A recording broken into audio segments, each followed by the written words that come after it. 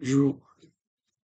Alors, on continue l'opération cycle de la parole, avec donc les montées et les descentes et l'explication finalement plus profonde en arrière de tout ça au niveau de ce que j'ai appelé donc un peu la constante culturelle de l'humanité, c'est-à-dire la parole. Eh bien, l'explication relativement plus profonde et plus dure, enfin plus sérieuse au fond. C'est se prendre trop au sérieux peut-être, mais tout de même, je pense qu'il faut le faire, parce que sinon, on patine, en gros, sur ces histoires-là qui sont un petit peu angoissantes, un peu difficiles à comprendre et difficiles d'en parler.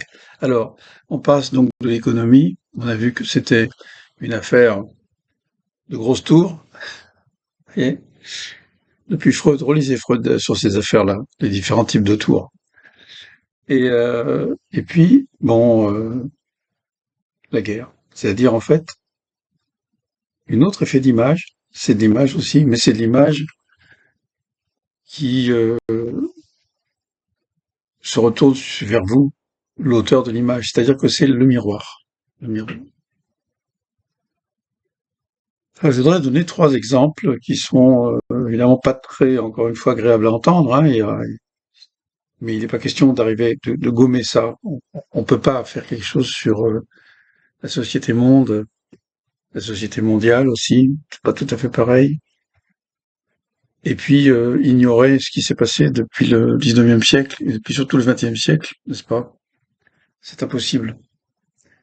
Quand on parle de guerre mondiale, c'est tout de même étrange qu'on n'ait pas remarqué qu'on utilise le même mot que pour parler de la mondialisation, qui normalement devrait venir après. Je veux dire, pourquoi la mondialisation ne vient pas avant? Parce que, en fait, bien sûr qu'il y a une mondialisation avant, dont précisément découlent les deux guerres mondiales du XXe siècle. Et après, il y a de nouvelles mondialisations. Et puis, c'est très bizarre parce qu'il y a une nouvelle guerre là qui vient, qui est pour l'instant pas une dimension mondiale, bien que M. Medvedev, le second de M. Poutine, engage carrément à considérer l'Angleterre, la Grande-Bretagne comme en guerre. Enfin, on sait bien que M. Medvedev représente souvent un pôle un peu excessif. Enfin, il y a d'autres pôles encore plus excessifs. Mais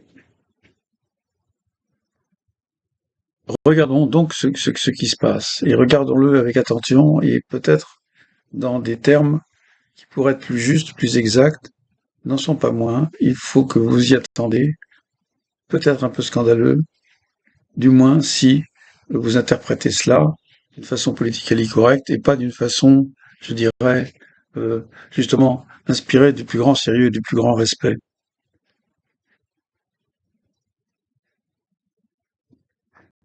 Notre thèse est que la guerre mondiale, la deuxième, pardon, on verra pour la première, c'est un petit peu différent. On peut rétroactivement revenir sur elle pour en fait retrouver des éléments d'explication qui valent pour la deuxième. Mais c'est plus facile de commencer par la deuxième guerre mondiale. Il s'agit bien sûr de Hitler. Hitler, en réalité, ne fait, semble-t-il, que continuer la proposition de Bismarck, à savoir faire l'unité de l'Allemagne et la faire à travers tous les pays qui, bordant l'Allemagne officielle de l'époque, qui est celle qui avait été aussi conclue, enfin organisée à partir de la fin de la guerre de 14, en 1918, eh bien de continuer, c'est-à-dire en réalité de manger un certain nombre de contrées appartenant à des pays étrangers, mais avec une population allemande importante, comme notamment en Tchécoslovaquie, ce qu'on appelle les Sudètes, population très importante de germanophones, et puis la Pologne, en tout cas toute la Pologne occidentale, dans lesquelles il y a beaucoup euh, de, euh, de gens qui parlent allemand, qui sont allemands, qui se vivent allemands. Voilà. Alors, évidemment,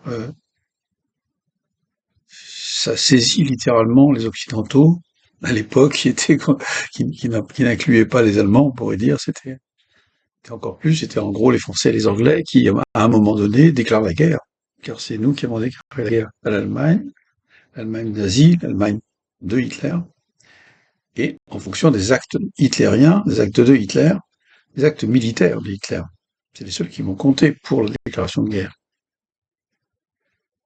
Ça devient impossible parce que Hitler va trop loin.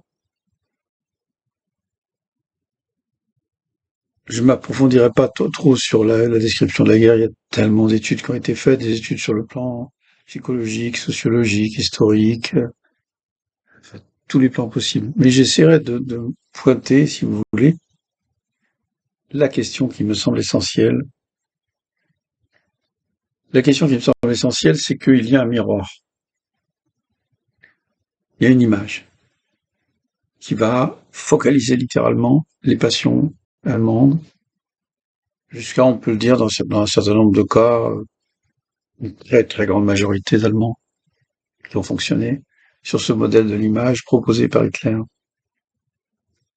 Cette image, elle est déjà portée évidemment dans l'entre-deux-guerres, elle est portée depuis la guerre de 14, elle est portée dans Mein Kampf, elle est portée et dans des thèmes qui se répercutent un peu partout en Europe et qui sont finalement assez banals. En réalité, l'image, c'est quoi? L'image, c'est l'image du territoire allemand qui doit remplacer le territoire impérial classique avec des petites royautés ou des petites principautés un petit peu autour, en gros, vous voyez, du vieil empire multinational autrichien. Voilà. Or, il semble que lorsque Bismarck euh, développe cette politique qui consiste à prussianiser l'ensemble de l'Allemagne de façon à avoir une Allemagne et plus seulement une Prusse, eh bien, il y a une image qui, qui est déjà là. Et cette image qui est déjà là, il faut le dire, parce que c'est vrai, c'est l'image d'un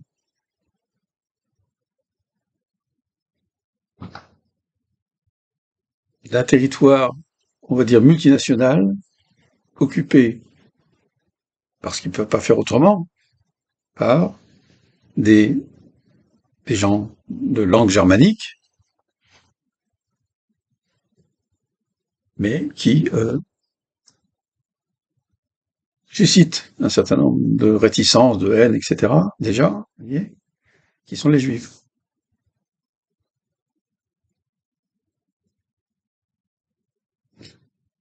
Les juifs, en proie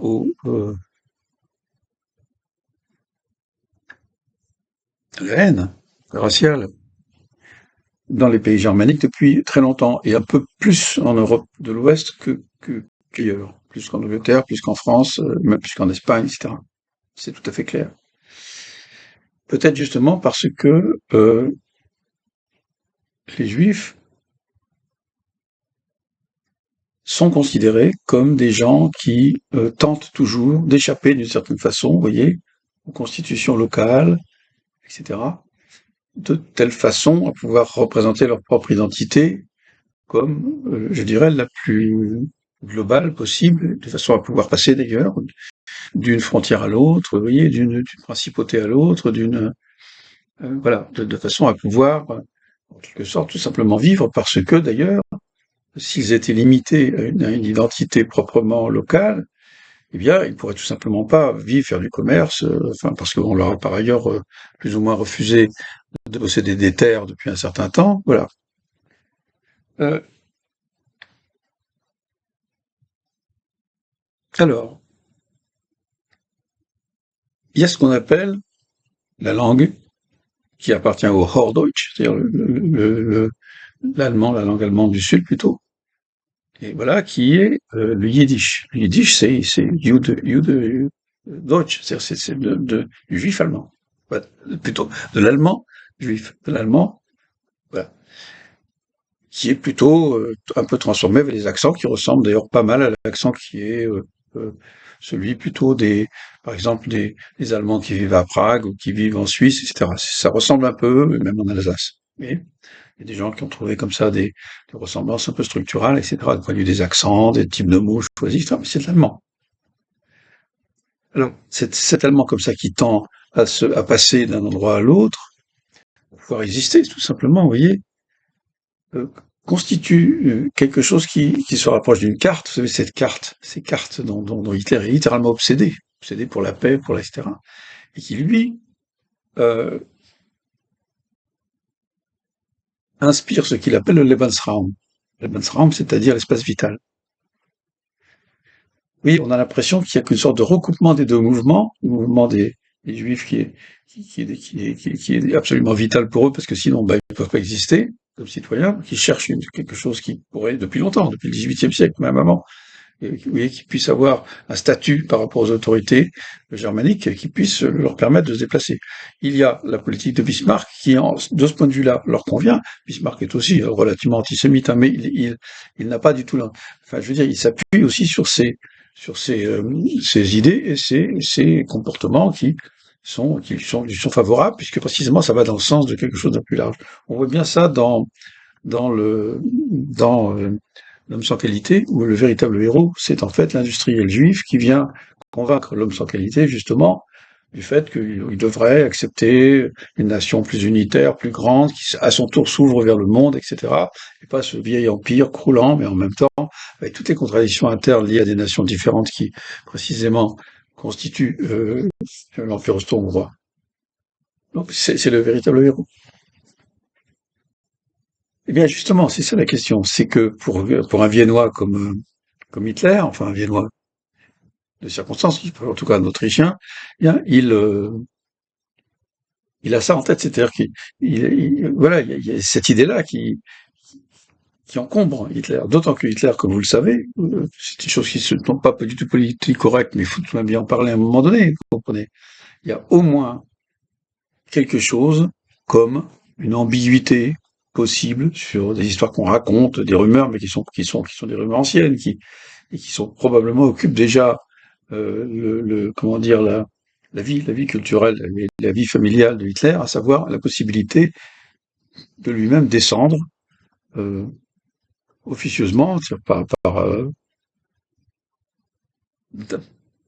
d'une généalogie dans laquelle il y a effectivement des juifs.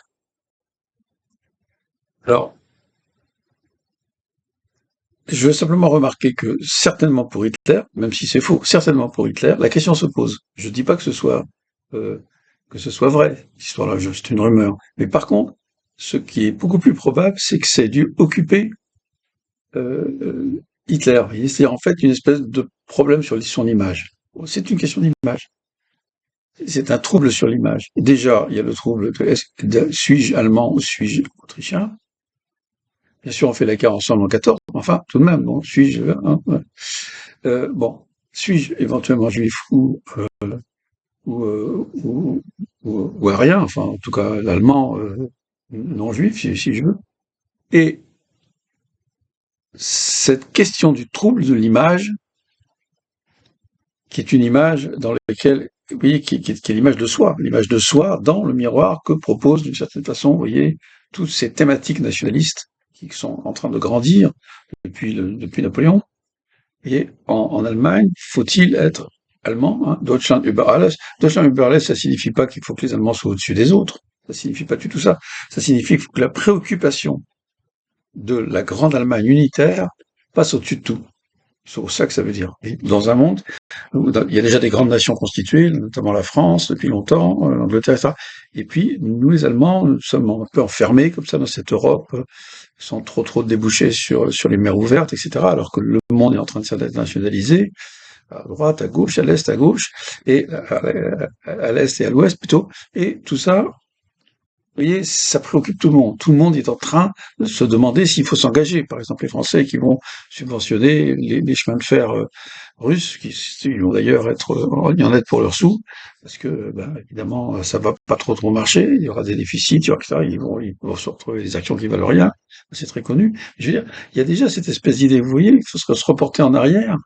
Et en fin de compte, quand on se reporte en arrière, on va se reporter de plus en plus en arrière pour trouver ces préoccupations mondiales, quoi, mondialisantes. Vous voyez, depuis, en gros, on pourrait dire le XVIe siècle. Peut-être même encore un peu avant, mais enfin, en gros, le XVIe siècle, ça y est, ça démarre, ça démarre. Vous voyez, ça démarre. Euh, on a très vite le premier empire mondial qui est l'empire sur lequel le soleil ne se couche jamais, qui n'est pas l'empire britannique, qui est l'empire espagnol. Vous voyez? Et voilà, ce sont donc des vagues, plutôt des vagues, vous voyez, de mondialisme, de mondialité qui se suivent les unes les autres, et pas du tout quelque chose qui n'existerait que, en plus, après la Deuxième Guerre mondiale. Vous voyez, c'est une espèce de surdité, vous voyez, ou d'aveuglement, hein, de surdité ou d'aveuglement, qui fait que, probablement d'aveuglement, moi je vois plutôt l'aveuglement que la surdité vient avec l'aveuglement, mais c'est tout de même encore le regard, vous voyez, qui prend les choses, parce qu'on voit la map monde, on voit l'endroit où on va aller, ou la Terre quand on va s'exiler, par exemple, etc., quand on va devenir américain, quand on va, et tout ça, ça se visualise par on met entre parenthèses le temps.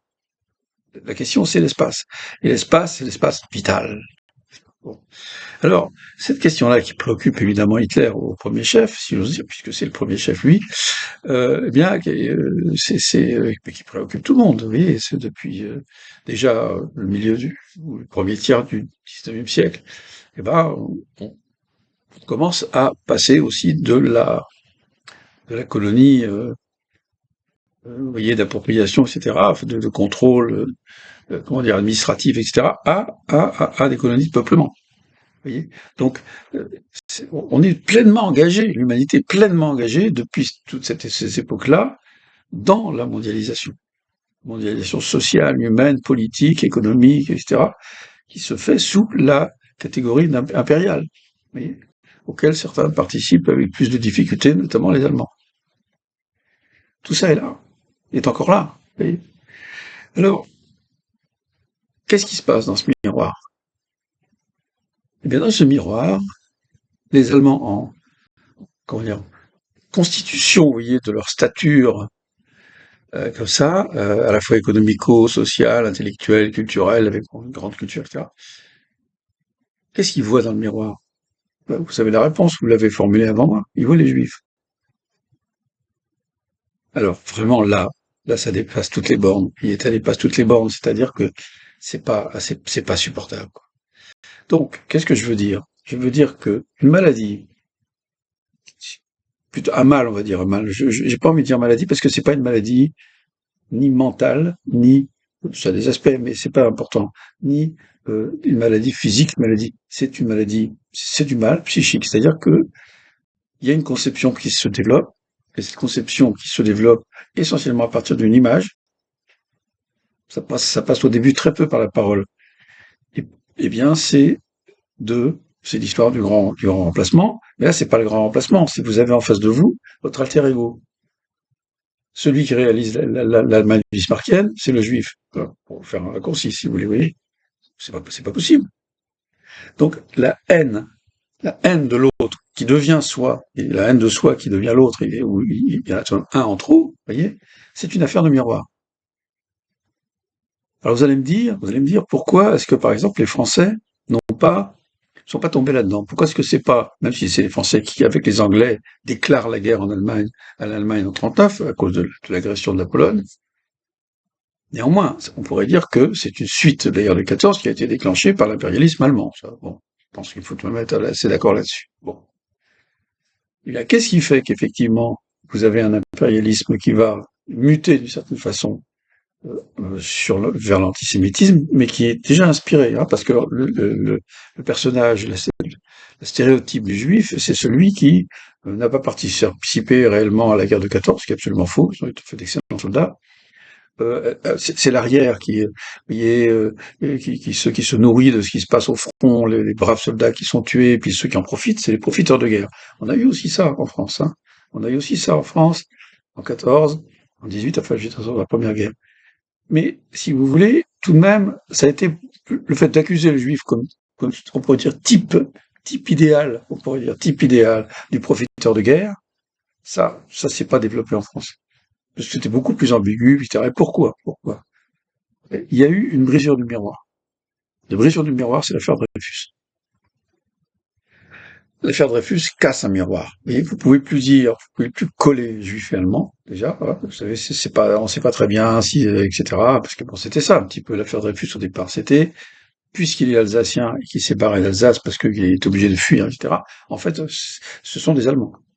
Mais donc on avait commencé ça. Nous, ça renforçait d'ailleurs par, on peut dire rebond, vous voyez, ça renforçait le stéréotype en Alsace, etc. Sommes-nous des Allemands ou sommes-nous des Français? Donc ça renforçait ça. Vous voyez. Eh bien, ça a été brisé en France. Le miroir s'est brisé. Il a été cassé par l'affaire Dreyfus. Il a été cassé par l'Aurore, par Clémenceau, par bien sûr, vous voyez, Zola, etc. J'accuse. Et c'est très étonnant parce que cette accusation un peu, vous voyez, comme ça, comment dire, vous voyez, théâtrale, etc., qui a quelque chose un peu hystérique aussi, hein. On pourrait dire que c'est l'hystérie qui casse le miroir. C'est-à-dire que ça casse quoi? Le miroir, qui est le miroir de la paranoïa. Alors c'est là où, si vous voulez, il faut se mettre bien d'accord. Il faut se mettre bien d'accord que les comportements, je dirais, qui dégénèrent de façon très agressive, aient été l'objet principal des psychiatres, qui visent des individus, et ça existe encore, vous avez encore des gens qui disent ouais mais en fait ça serait jamais arrivé, bah si Hitler, parce que Hitler était fou, et les Allemands ils étaient pas fous du tout, mais ils ont été influencés par ce fou, etc. Non, ils étaient aussi fous que lui, mais pas exactement de la même nature, mais tout de même, il y avait exactement les mêmes thèmes, 98% étaient très influencés, assez d'accord avec les idées antisémites portées par le nazisme, même si beaucoup, je ne sais pas combien, n'aurait pas évidemment été jusqu'à massacrer par dizaines de millions, enfin ou par millions. Je veux dire, dans un camp comme Auschwitz, etc. C'est évident que il n'y aurait pas eu probablement. Bon, d'ailleurs, ça explique aussi pourquoi est-ce qu'à Wannsee, la grande conférence où s'est mis sur pied l'extermination des Juifs, tout était codé, bien sûr, tout était de demi-silencieux, des mots qui couvrent des choses, vous savez, les actions spéciales, etc. Enfin, toutes les choses que tout est cette espèce de langue de bois et d'acier, en fait, qui est faite pour pouvoir cacher effectivement la vérité. Bon. Il y a eu ça chez Staline aussi, mais d'une autre façon, Staline n'était pas, bien qu'il ait attaqué aussi les Juifs, mais il les a pas attaqués de la même façon. Il les a pas attaqués en tant que race. Ils ont attaqué, il a attaqué des médecins juifs, il a attaqué des politiciens qui étaient pour beaucoup dans le succès du Parti communiste, etc. Mais bon, il n'a jamais pas, il a même donné un bout de terre sibérienne. Le Birobidjan, vous voyez, à la nation juive, à la nationalité juive. Mais enfin, ça l'a pas empêché de tuer lui, alors pour le coup, des dizaines de millions de personnes.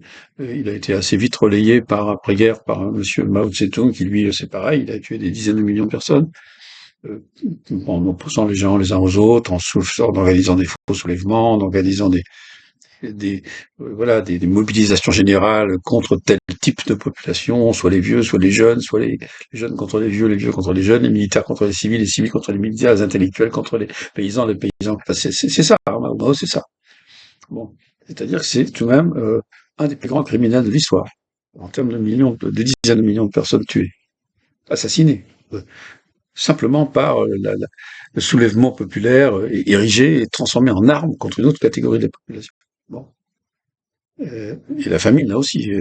Il a d'ailleurs totalement imité Staline. Staline avait tué notamment beaucoup d'Ukrainiens dans les années 20 en focalisant sur l'Ukraine qui appartenait à l'URSS.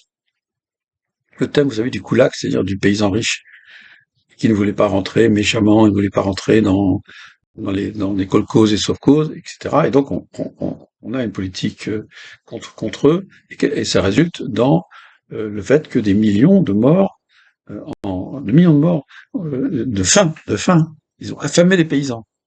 Et ce qui est extraordinaire, c'est que c'est le même processus qui se répercute au moment du, euh, du grand bond en avant, qui est la même chose. C'est-à-dire que finalement, on affame les paysans. Et quand ils veulent monter à la ville pour pouvoir survivre, parce que la ville on vit, eh ben on ferme les portes. C'est ça, hein, le grand bond en avant. C'est ça. 32 millions de morts minimum, simplement parce qu'on empêche les paysans de manger, et de produire, et de se diriger vers la ville pour pouvoir se nourrir. C'est ça tout de même, hein. Il faut tout de même le savoir. Bon, alors, vous voyez, là, je suis désolé, mais je peux pas me taire. Voilà. Il y a des choses qu'il faut dire, même si c'est pas politiquement correct. Mais ce qui est intéressant, c'est l'analyse qu'on peut en faire. Et l'analyse qu'on peut en faire, c'est tout de même cette histoire d'image. Vous voyez? Ce flou sur l'image, qui est chez Hitler particulièrement frappant. On dit, il sait pas très bien qui il est finalement. Vous voyez, ben, cette espèce de ne pas savoir très bien qui il est, c'est la torture intérieure, c'est la forme intérieure d'une certaine façon, vous voyez, de la modernité allemande au moment de la constitution d'une nationalité. Vous voyez, il faut adapter un modèle d'unité, on voit bien que c'est logique, on a envie d'en parler. Enfin, on se le fait imposer par un aristocrate prussien qui est Bismarck, mais au fond, on sent que il y a quelque chose de vrai là-dedans, mais en même temps, c'est extrêmement pénible. Donc, c'est pénible, vous voyez, je veux dire, de sortir, par exemple, je sais pas, quand on est en fait danois de nation, même si on est personnellement allemand, qu'on vit au Schleswig-Holstein, eh bien, je veux dire, ça pose tout de même un énorme problème quand Bismarck décide de bouffer le Schleswig-Holstein, avant d'ailleurs qu'il fasse la même chose avec l'Alsace et la Lorraine, parce que tout simplement parce que je parle allemand. Bon, d'accord, je parle allemand, mais moi j'étais pas si mal, moi danois. Dans ma communauté d'Allemands au Danemark, j'étais pas si mal. Pourquoi? Alors ça va justement développer de la sociologie allemande, va se mettre là-dessus, Denise, et qui va justement faire la théorie du passage, si vous voulez, de la communauté à la société. C'est-à-dire, en gros, du Schleswig-Holstein à l'Allemagne. C'est un arrachement. Il faut travailler l'identité, la classer, la reformer, etc. La parole, c'est quelque chose de très dur. Vous comprenez? Pour tout le monde. Sauf que, il y en a qui en deviennent fous. Et il y en a qui en deviennent fous de façon comme ça, et ça devient de trucs comme ça, ils s'envolent comme des papillons, ça se part dans tous les sens. Bon, ça c'est encore le plus sympathique. Vous voyez, une espèce de schizophrénie qui, de toute façon vous isole, mais ne vous transforme pas en massacreur. Vous voyez. Par contre, vous avez quelque chose qui s'appelle la paranoïa. C'est paranoïa, on dit, bah, mais ce que ça veut dire, un faux savoir et un faux savoir. Voilà. Le faux savoir, c'est un savoir qui tout de même justement s'érige de façon évidente par le regard, c'est lui qui m'en veut, c'est lui qui me hait, c'est lui qui me hait. Moi je l'aime, mais lui il me hait, vous voyez, ou elle, ou l'inverse, c'est elle qui va juger. Et ce phénomène-là, qui va être, je dirais, une chose très importante pour les psychiatres, ne relève absolument pas je veux dire, du corpus hippocratique. Hein, c'est pas un médecin, c'est pas médical, c'est pas mental. C'est psychique, c'est tout à fait différent. C'est-à-dire que nous nous appuyons sur une capacité du cerveau qui est celle de, de fabriquer des images, des cartes, vous voyez, des cartes, des photos, des dessins, des machins. Nous figeons là-dessus pour arriver à rester lié à notre identité, alors que dans la parole, notre identité est défaite par les évolutions institutionnelles plus ou moins légitimes, ni plus ni moins d'une certaine façon, mais qui sont dans l'air du temps, etc., qui doivent être faites parce que sinon les voisins vont devenir plus riches que nous, etc. Donc ça commence par l'économie.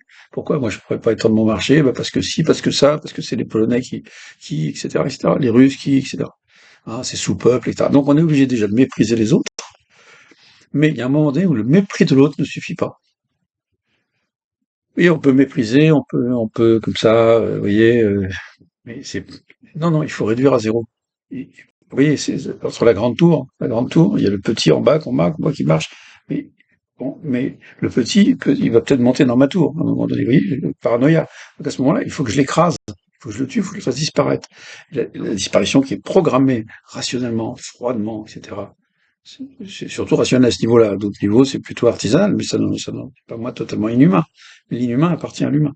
L'inhumain est réservé à l'humain. Il y a que les humains qui sont inhumains.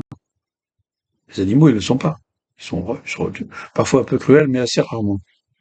même j'aime bien regarder mon chat avec des souris qui ramasse, et le campagnol, il adore ça. Il ne joue pas tellement. Il peut entretenir lui-même sa capacité de rattraper, etc. Une bête qui vit encore, mais en général, à la fin, il le mange entièrement. Vous voyez même plus la queue, il n'y a plus de l'aval, complètement les poils et tout. C'est incroyable ce que ça peut être. S'il a faim, oh! Donc, de toute façon, ça sera beaucoup moins cruel, vous voyez, que les humains, qui vont prédire à l'avance que probablement un autre type d'humain va contre eux commencer à organiser, vous voyez, des mouvements militaires qui veulent dire que si ça, qu'il y avait des investissements très étranges, peut-être qu'ils sont en train aussi de travailler dans la chimie pour nous faire concocter vous voyez, voilà, des poisons qui vont casser notre race, la détruire, etc. Enfin, bref, tout le mécanisme de la paranoïa qui existe bien sûr au niveau individuel existe aussi au niveau collectif. Et ça, on le trouve dans Freud. Freud, lui, il avait trouvé comme exemple les Français qui, pendant la guerre de 1970, enfin de 1870, par contre, la guerre de 70, justement dirigée directement par Bismarck, eh bien, voilà, il y avait des rumeurs qui couraient sur le fait que les Uhlans, enfin, ou vous voyez, la cavalerie allemande, les cavaliers se conduisaient de façon horrible, ils coupaient les mains des enfants, etc. Enfin, des choses qui probablement, enfin, même près. Je veux dire que je ne me suis jamais approfondi là-dessus, mais c'est évident que c'était faux. C'est de la rumeur, la rumeur. Eh bien, il donnait ça, Hitler, comme exemple de paranoïa collective. Le problème, c'est qu'après, ça s'est plutôt retourné. C'est plutôt la paranoïa collective des Allemands contre les Juifs. Ou contre, bon, tous les gens qui départent, qui cassent la belle image de l'allemand, voilà, etc. Vous connaissez bien, donc ça peut être aussi des gens qui ont des handicaps mentaux, etc., qu'il faut exterminer, etc. Il faut nettoyer tout ça. Vous voyez, c'est quelque chose l'abomination nazie commence en même temps qu'elle commence à pointer sur les juifs. Et déjà, d'ailleurs, de façon opérationnelle, elle est aussi centrée sur d'autres catégories de la population qui départent dans cette fabrication, vous voyez, d'une image propre de la société, mais surtout de manière race. Race, c'est mieux pour ce genre d'idées parce que ça, vous voyez, c'est justement visuel. C'est visuel. La couleur de la peau, bien sûr, les traits, le fait d'être blond, grand, etc., comme Hitler. Il est fait qu'il ait beaucoup d'imagination pour se voir lui-même comme un rien, franchement, hein. Bon, mais je veux dire, voilà, c'est-à-dire que il y a, et puis aussi quand on voit Goebbels ou quand on voit Göring, c'est des caricatures par rapport à l'idéal racial. Mais l'idéal racial vous montre bien que c'est une question d'image. Et c'est l'image qui est la pathologie. Et pourtant, c'est ce qui, dans le cerveau, je dirais, fonctionne le mieux. Le plus rapidement, le plus instantanément, le plus capable de déclencher les actions endurantes, etc. Donc vous voyez, c'est quelque chose qui est terrible, parce que, et d'où vient tout ça? Au fond, de quelque chose qui serait presque, vous voyez, sans, comment dire, presque, on pourrait dire, vous voyez, on peut reconnaître, par exemple, qu'effectivement, quand les nations se construisent, il y a une nation qui est forte, qui est intelligente, avec beaucoup de gens qui font des tas de choses variées, qui sont très travailleurs et tout, bah, ils se sentent humiliés par le fait qu'ils ont pris du retard. Oui, on voit pas pourquoi est-ce que ça serait criminel? Eh bien, une chose comme ça, cette douleur, qui est une douleur, on pourrait dire simplement, justement, de la parole, au sens de ce dont on parle, voyez, ou du réel, dont on est obligé de parler entre nous pour pouvoir agir entre nous, etc., nous reconnaître mutuellement, être fiers les uns des autres, ne pas être obligé, par exemple, d'émigrer, choses comme ça, eh ben, ça va être l'occasion et le démarrage et probablement la cause profonde, vous voyez, de cette constitution d'une image paranoïaque qui va être l'occasion d'abomination. Voilà. Vous voyez, alors ce que je veux dire, c'est que c'est très très important cette affaire de rapport entre la parole et il faut que quelque part nous apprenions à supporter effectivement les difficultés de la vie, à les supporter en continuant à parler, et les supporter sans aller toujours vers également des réformes, si vous voulez, dont le seul but n'est pas tellement de comment dire, de rendre la vie supportable, possible, digne, ou voilà, ou même meilleure. D'ailleurs, pourquoi pas, mais si vous voulez, de se précipiter plutôt sur, encore une fois, des images qui sont, au fond, extrêmement nuisibles parce que, en tant que telles, elles vont contribuer à produire des mots qui, eux, sont destructeurs directement. Par exemple, le mot race. Bon. Je passe à un deuxième exemple que je vais beaucoup moins, évidemment, préciser parce qu'il est, d'abord, je le connais un peu moins, et puis ensuite parce que aussi, tout simplement, on n'a pas de temps pour faire que ça. Je veux dire, il faut tout de même aussi qu'on arrive au bout de la démonstration du moment, si vous voulez, qui est justement comment arriver à essayer d'éviter, si vous voulez, cet engagement mutuel et global dans une destruction par la parole, de la parole elle-même, d'une certaine façon, vous voyez. Donc on a analysé, ça a été analysé, la langue de bois, enfin, ce qui est des, des, euh, des totalitaires, hein.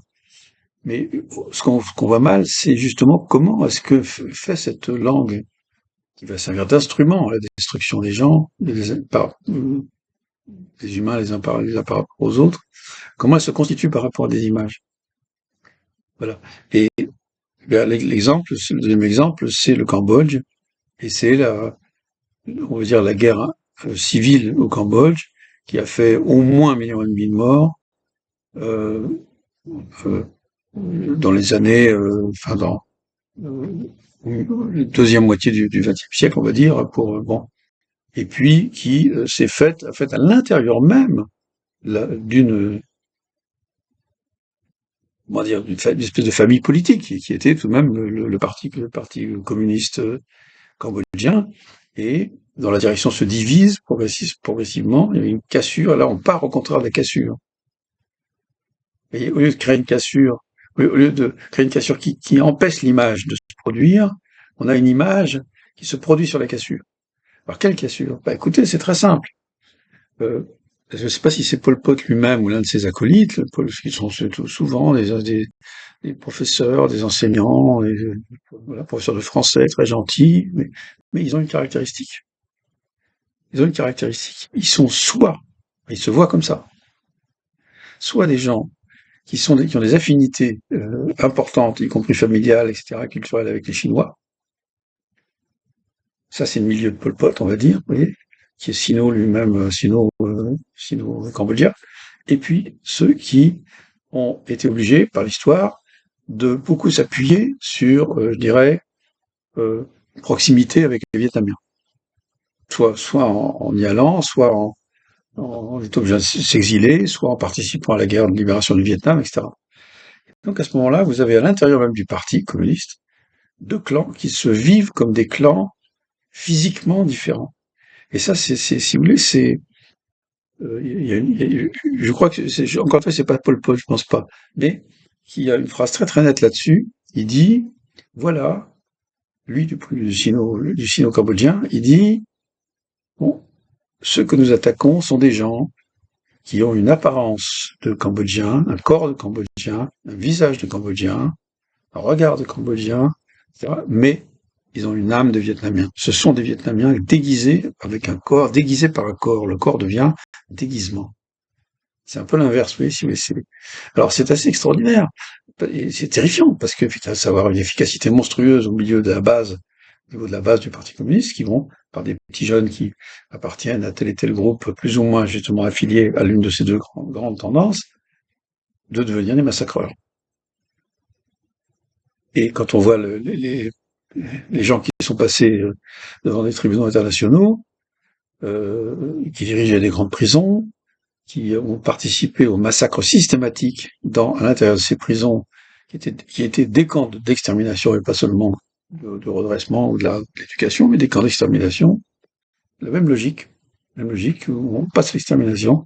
Eh bien, il s'agit, vous voyez, d'une certaine façon, de colmater, on va dire, le déficit de parole par par du langage obligatoire, par vous voyez, des catégories toutes faites, etc., bureaucratisant. Ce qui fait qu'effectivement, on retrouve aussi vous savez ce que disait Hannah Arendt à propos d'Eichmann, au moment du procès qu'il a eu en Israël. Et où elle disait, vous savez, elle débouche sur cette fameuse phrase, enfin, cette fameuse sentence qui concerne ce qu'elle appelle la banalité du mal. C'est-à-dire, au fond, c'était un petit bureaucrate, absolument pas. C'était un sadique. C'était un sadique, c'était ce que je pourrais appeler un pervers. C'est quelqu'un qui aimait bien changer. Vous savez, il avait commencé par être enfin, dans un camp totalement différent, puisqu'il était au début franc-maçon, puis qu'après il est passé, etc. Et puis finalement, il arrive effectivement à l'antisémitisme d'une manière très très ambiguë, très compliquée, très difficile. Mais c'est une sorte de comme ça de reptile. Enfin, je m'excuse d'utiliser ces formules-là, parce qu'il faut, c'est pas parce qu'un ennemi est un ennemi qu'il faut le traiter de reptile, mais cerveau reptilien, comme disent certains. Il faut pas faire ça.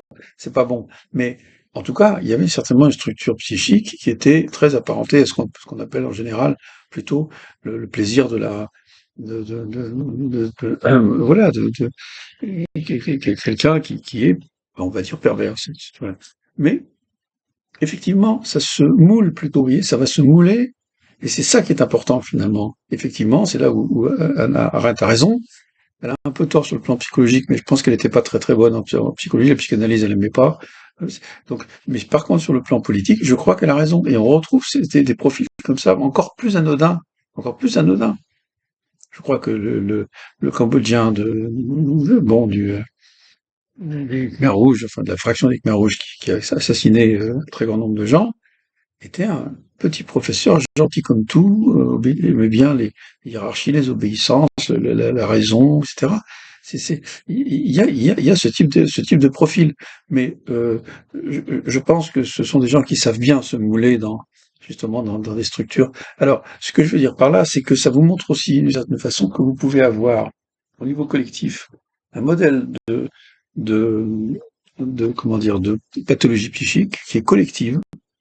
Par exemple, là, le modèle qui permet l'assassinat massif, vous voyez, mais que ce soit alimenté par des différences psychiques très importantes. Vous ne pouvez pas coller, vous voyez, directement un type de psychisme individuel et un type de psychisme collectif, on pourrait dire, vous voyez, qui est lui imaginaire. Parce que, et encore une fois, les individus peuvent très bien, vous voyez, partir en quelque sorte de très grandes différences au niveau leur singularité, leur propre, comment dire, vous voyez, déplacement psychique au cours de leur vie, vous voyez, et se rallier sur des formes collectives qui sont des formes collectives également psychiques, mais qui sont caractérisées par le fait qu'elles sont presque exclusivement imaginaires, des imaginaires sur lesquels des millions de gens différents peuvent auxquels ils peuvent se rallier. Alors ça, je pense que c'est encore un peu mystérieux, mais pas tant que ça finalement, pas tant que ça, parce que là, pour le coup, vous pouvez peut-être faire des analyses en termes de, je dirais pas que c'est parce que c'est plus simple, plus facile, ça c'est trop facile, vous voyez, mais plutôt parce que, bon, d'abord il y a le conformisme, bien sûr, mais le conformisme, c'est pas si terrible que ça. Puis nous sommes tous, d'une certaine façon, obligés à un certain conformisme dans certaines circonstances. Et de toute façon, il y a toujours une base de conformisme, parce que si nous ne sommes pas effectivement des normopathes au minimum, eh bien, au fond, c'est pas que c'est plus tranquille ou plus facile, c'est que c'est moins dangereux. Parce que vous arrivez à, tout à continuer votre boulot, à ramener de l'argent à votre petite famille, etc. Et donc, le problème, c'est plutôt que il n'y ait pas ce type de constitution et vous voyez, brusquement, de mise en cohérence d'imaginaires divers qui finissent par former une espèce de boule de feu, enfin, une un truc extrêmement dangereux, parce que, justement, il prend tout le monde dedans, vous voyez. Euh, euh, bon, vous voyez, c'est l'histoire de l'uniforme, quoi. Euh, Moi, je suis pour l'instant très content des enfants qui ont profité de cet âge extraordinaire où il n'y a plus comment dire, oui, de mobilisation générale de la jeunesse pour la guerre. Mais le jour où ça arrive, bah, je verrai arriver mon fils avec en uniforme, mais pas un uniforme pour s'amuser, un uniforme pour aller se faire tuer. Et j'ai pas du tout envie de ça, moi. Il sera obligé, bien sûr, à ce moment-là, et d'obéir à un certain conformisme, une obéissance, oui, une obéissance qui est pour le coup une obéissance très étrange, car c'est une obéissance en général, ça peut être de temps en temps nécessaire, mais en général, c'est une obéissance, comment dire, à un assujettissement au contraire de la subjectivité. C'est-à-dire que ce que vous dit votre subjectivité qui vous centre normalement sur l'obligation d'être libre, là, ça vous dit qu'il faut être obligé d'être obligé, d'être obligé d'être obéissant. Et ça, ça fait toujours un mal épouvantable parce que, en même temps, bien sûr, vous êtes obligé, vous le faites, mais quand ça marche plus, quand vous considérez que ça devient trop différent de ce que éthiquement vous pensez, hein, de votre morale personnelle, alors à ce moment-là, ça vous entraîne dans de l'héroïsme. Par exemple, bon, moi je dis toujours, c'est très très bien qu'il y ait un monument et une cérémonie pour le soldat inconnu, mais je crois qu'on devrait aussi faire un monument pour le déserteur inconnu. Évidemment, il faut étudier les cas, mais peut-être parce qu'il y a un moment donné où ne pas obéir au général Nivelle, qui est en train de massacrer par dizaines de milliers les soldats français dans une bataille absolument inutile. Euh, Heureusement que Pétain arrive à l'époque. Là, bon, un premier Pétain, il y a eu plusieurs Pétains, mais bon, ben là, au moins, après, en fait, il a été pas tellement meilleur que Nivelle, mais tout de même, il a essayé de calmer le jeu, c'est-à-dire d'essayer de, parce que sinon, d'ailleurs, je pense il a fait fusiller un certain nombre de gens, bien sûr, mais il a manié, si vous voulez, bon, la carotte et le bâton, comme on dit, mais il a les deux. Il est pas vraiment plus vertueux que Nivelle, mais Nivelle était carrément quelqu'un qui vivait, vous voyez, c'est peut-être d'assassin machinique, quoi. Il fallait que ça crève, il fallait que ça crève, il fallait que ça crève, quoi. C'est monstrueux, monstrueux. Et ben, moi, je trouve que qu'il y ait un souvenir des gens qui n'ont pas accepté ça, au nom de leur morale, au nom de leur liberté, au nom de la vérité qui transcende la vérité nationaliste du moment, interprétée par des espèces de monstres monstrueux, font fusilleurs, quoi. Moi, je pense que c'est très bien. Je pense que c'est très bien. Et alors, c'est pas toujours, on peut pas juger ça à l'extérieur. Ça, il faut toujours être dans les conditions précises où la désertion peut être moralement acceptable. Mais le fait que quand, par exemple, de très nombreux Russes en âge de faire la guerre refusent d'être mobilisés pour aller tuer des Ukrainiens, euh, bah, moi, ça me semble pas a priori négatif, hein. Ça me semble plutôt à soutenir. Oui, c'est-à-dire que ça va pas. Alors vous allez me dire, c'est pas du tout la même situation. Bien sûr, ça dépend totalement des situations. Et puis peut-être qu'il y a des moments où déserter, c'est mal. Enfin, je considérais que c'est mal. Mais on me laissera pas penser que c'est toujours pareil. Vous voyez, que c'est blanc, noir, blanc, noir. Non, non. Il y a toute une série de situations où, en fait, ce qu'on appelle le libre arbitre, et le libre arbitre, vous savez, ce sont des inventions qui viennent de la chrétienté, qui viennent de, mais le libre arbitre, si vous voulez, le problème du libre arbitre, on va dire que ça idéalise le sujet. C'est-à-dire que d'une certaine façon, ça ne parvient pas à penser en même temps, nous sommes assujettis, et en même temps que nous pouvons être assujettis à une loi morale, qui est une loi éthique, qui est, euh, qui est beaucoup plus forte que nous aussi, d'une certaine façon, vous voyez, et qu'à ce moment-là, ben, la liberté, c'est pas la liberté de faire tout quoi, c'est pas la liberté de, je sais pas, de choisir le ciel plutôt que l'enfer. C'est pas la liberté pascalienne, c'est pas parce que c'était pas un pari, c'est pas un pari, c'est quelque chose qui serait plutôt de l'ordre de, euh, comment dire, si je fais certains types d'actes qui me sont commandés, sans avoir fait jouer justement ma capacité subjective, eh bien, d'une certaine façon, le collectif imaginaire, mais qui s'appuie sur du réalité, sur du réel, plutôt le collectif réel veut dire, qui s'appuie sur cet imaginaire-là, une solidarité sans frein, sans limite, quoi, risque de se retrouver lui-même détruit. Parce que et c'est ça finalement la leçon finale de ce qu'on appelle les démocraties, qui sont pas d'ailleurs des démocraties. C'est un mauvais mot.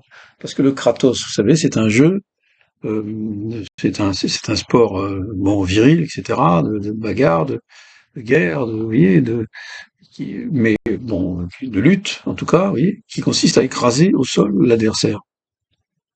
Une démocratie, que ce soit, vous voyez, une plutocratie, vous êtes écrasé au sol par les gens extrêmement riches, ou, vous voyez, qui ont Plutos, qui ont énormément de choses, par les riches, voilà. Mais une démocratie, c'est vous êtes écrasé au sol par les habitants du lieu. Il faut parce que ça a de mieux. Vous voyez. Donc moi, je mettrais vous voyez, bon, peut-être que c'est un vieux mot, parce que, et puis, il s'agissait de régimes qui étaient des régimes relativement acceptables.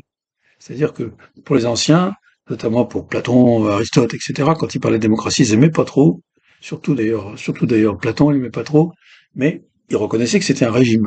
C'était peut-être l'un des moins bons des régimes, mais c'était tout de même un régime. Donc c'était, d'une certaine façon, acceptable par rapport, de toute façon, à la tyrannie. La tyrannie, c'est pas la monarchie. La tyrannie, c'est un monsieur tout seul, voilà, qui décide de plier tout le monde sous sa férule. Mais ce qui est intéressant, si vous voulez, c'est que justement, il existe un autre régime qui, lui, est détesté par tout le monde parce qu'il est tout simplement insupportable. C'est ce que les anciens appelaient l'oclocratie. Pas du clocratie, hein. L'oclocratie. L'oclocratie, c'est-à-dire en fait le gouvernement par la masse, par la multitude, par la foule. En gros, vous voyez quelque chose qui n'est pas défini, qui était à la fois complètement contradictoire, qui est totalement en fait chaotique. Et c'est le règne du chaos. Cette oclocratie, c'est ça le véritable ennemi des sages anciens. Vous voyez. Et moi, je crois que ça peut toujours l'être. Et justement, c'est quoi? Qu'est-ce que c'est que l'oclocratie? Ben, en fait, c'est la défaisance, c'est l'autodestruction du collectif par l'engagement des humains dans des formes de subjectivité et dans des asservissements, effectivement, qui de toute façon, vont détruire le collectif lui-même, même s'il peut y avoir une bataille qu'on gagne, etc. Ça va le détruire. Peut-être qu'à ce moment-là, il y a des limites du type, je sais pas, vous voyez, la sagesse de Gandhi, c'est-à-dire, à la limite, on accepte peut-être d'être, bah oui, on accepte peut-être l'invasion, mais au moins on fera pas des horreurs. Et je sais pas, c'est très compliqué ces affaires-là. C'est pas du tout ce que je vous dis là, c'est pas évidemment pas du tout comment dire, des incitations à trahir. Au contraire, je dirais. Mais c'est plutôt bien savoir comprendre qu'à chaque moment de l'histoire, dans chaque situation, vous ne pouvez pas perdre votre libre arbitre, c'est-à-dire votre capacité de jugement. Vous ne pouvez pas le perdre. Si vous le perdez, vous perdez aussi le collectif. Le collectif va être détruit. Ce sera plus qu'un collectif complètement de criminels collectifs. Donc, ça, c'est une chose qu'il faut rappeler tout le temps. Et d'ailleurs, qui est dans le droit, souvent, qui est défendu hein, depuis longtemps. Ce sont souvent des aspects qui ont été remis sur le devant de la scène euh, euh, quand il commençait à y avoir tendance si vous voulez, à la répression systématique ou des choses comme ça.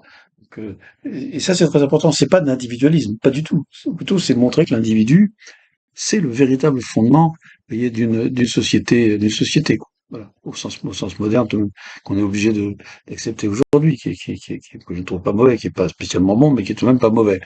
Voilà. Ouais. Et effectivement, est-ce qu'on peut parler de société civile, peut-être, je sais pas très bien. On a du mal avec ces mots-là. Pourquoi on a du mal? Parce que justement, ça porte exactement, précisément sur la difficulté même de la parole. Donc, on ne sait pas très bien comment arriver à se définir, à s'attraper, mais on sait que si on y arrive trop, ben, on va s'embarquer dans un imaginaire, et cet imaginaire va être une catastrophe de ce type-là. Et un dernier exemple que je voudrais citer, mais je vais prendre très très peu de temps, c'est c'est c'est le c'est le Rwanda-Burundi et la catastrophe humaine qui a eu lieu avec cette guerre entre les Tutsis et les Hutus qui ont conduit à massacre la serpe de millions, enfin on est dans l'ordre du million, je crois, ou plus même, euh, par des gens qui ont cru, des paysans, des gens normaux, mais se caractérisant eux-mêmes comme Hutus, vous voyez, qui ont cru à une invasion des gens de l'extérieur, qui ont cru à l'inimitié et, fondamentale et foncière et raciale même des Tutsis, et puis qui ont effectivement été embarqués dans une affaire absolument dingue avec des collusions, avec des choses diverses. Je m'engage pas dans le détail, mais si vous voulez, moi, je veux simplement. Pourquoi je m'engage pas? Parce que tout simplement, moi, je suis pas assez expert pour arriver à vraiment déceler le vrai du faux dans des polémiques extrêmement complexes. Mais pour ce qui est de l'essentiel, c'est-à-dire parvient à faire qu'une population civile de paysans, de gens du coin, d'instituteurs, etc., prennent une machette et aillent tuer leurs voisins ou leurs voisines ou les enfants de leurs voisines, ça c'est quelque chose qui est tout de même absolument incroyable. Eh bien, Ça arrive. Et ça nous arriverait à nous aussi. Pourquoi ça arrive? Ça arrive justement à partir du moment où l'imaginaire collectif forme un couvercle dont on ne pouvait pas sortir. Et je veux simplement noter que justement, quand vous interrogez après coup, pas des meneurs, tout ça, mais des gens de la base, comme ça, qui ont été tués leurs voisins, ah oui, ils étaient contents parce qu'ils avaient fait une bonne journée de travail. Il y a ça, hein. Bon. Est-ce qu'ils sont fous? Pas du tout. Ils sont pas fous. Ils sont sous le couvercle de l'imaginaire qui passe pour la réalité. Vous voyez. Et à ce moment-là, qu'est-ce qui se passe? Qu'est-ce qui se passe dans nos petites têtes? Parce que je me mets à tout à fait à la place de n'importe qui, ou tout, pourquoi pas? Vous voyez? C'est que je crois que ça pouvait pas se faire passer autrement.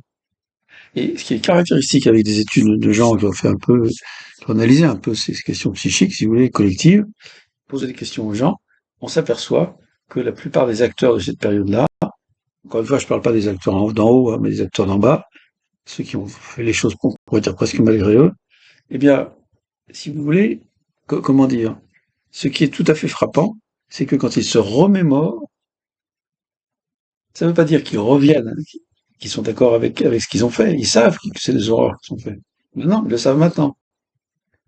Ils en ont pleine conscience. Je pense que pour certains, ça doit être abominable du point de vue moral. Du point de vue. Mais pour d'autres, si vous voulez, il y a simplement un clivage, ce qu'on appelle un clivage, c'est-à-dire que ça se sépare brusquement. Vous voyez, là, on n'est pas dans le bris de l'image. On est dans une image qui se sépare en deux images totalement incompatibles l'une avec l'autre.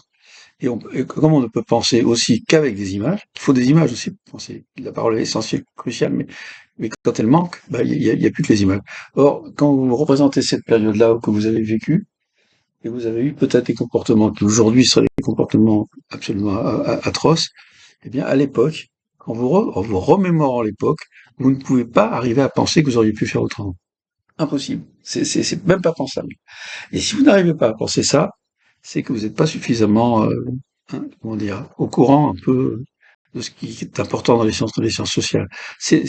Notre condition n'est pas facile du tout. Vous voyez. Nous avons absolument besoin, justement, d'échanger des idées, etc.